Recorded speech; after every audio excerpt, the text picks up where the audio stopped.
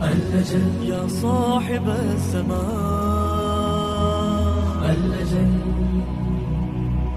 حضرت امیر المومنین علیہ السلام نے جابر ابن عبداللہ انصاری سے فرمایا، اے جابر، 4 قسم کے آدمیوں سے دین و دنیا کا قیام ہے: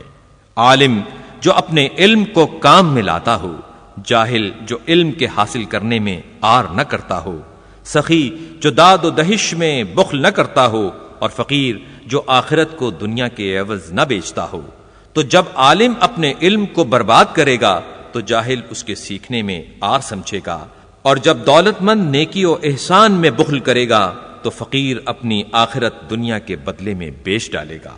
اے جابر، جس پر اللہ کی نعمتیں زیادہ ہوں گی، لوگوں کی حاجتیں بھی اس کے دامن سے زیادہ وابستہ ہوں گی، لہذا جو شخص ان نعمتوں پر عائد ہونے والے حقوق کو اللہ کی خاطر ادا کرے گا وہ ان کے لیے دوام و ہمیشگی کا سامان کرے گا، اور جو ان واجب حقوق کو ادا کرنے کے لیے کھڑا نہیں ہوگا وہ انہیں فنا و بربادی کی زد پر لے آئے گا۔